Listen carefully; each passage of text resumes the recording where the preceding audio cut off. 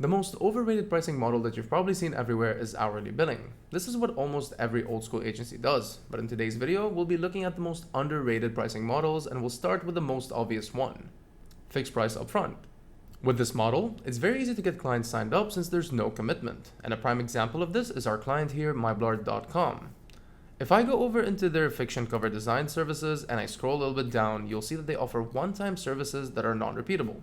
Clients know exactly how much it's going to cost and what they're getting, there's no guesswork, and that's exactly why agencies like this benefit from fixed pricing upfront. Next up, we have a step up from fixed upfront pricing, which is fixed recurring pricing. Usually, this is offered in multiple tiers with different deliverables in each tier.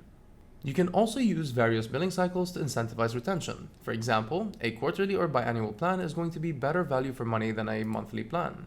Services are not typically offered in annual billing cycles if there is prepayment like here.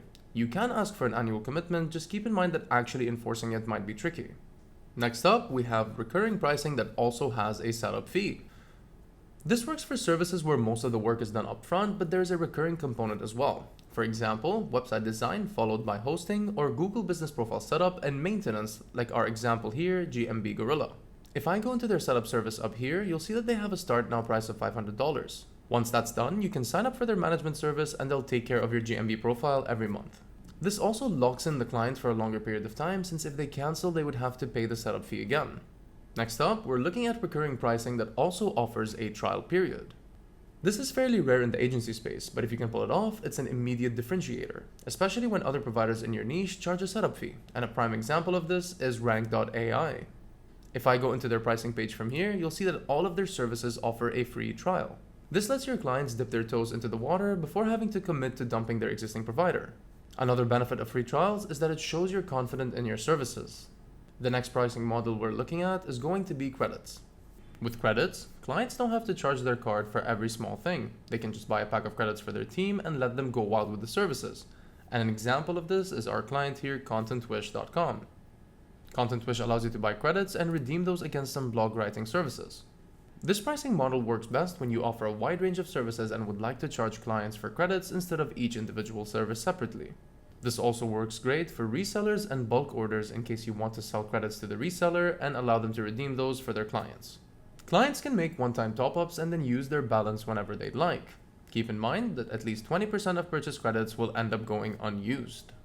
And the last pricing model that we're going to be talking about today is requests or retainer-based pricing.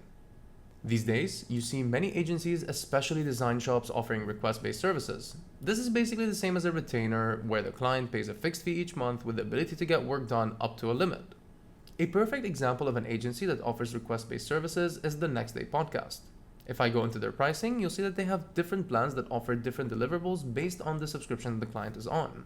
The great thing about this is that there isn't a fixed scope each month. The client could continue paying without needing much work.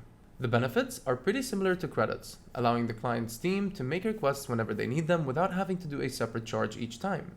You can differentiate pricing tiers by limiting the total number of requests per month or the number of simultaneously open requests. For more tips and guides on how to run your productized agency, check out our YouTube channel. And for a client portal that helps you manage your clients, services, and more, check out SBP via the link in the description down below.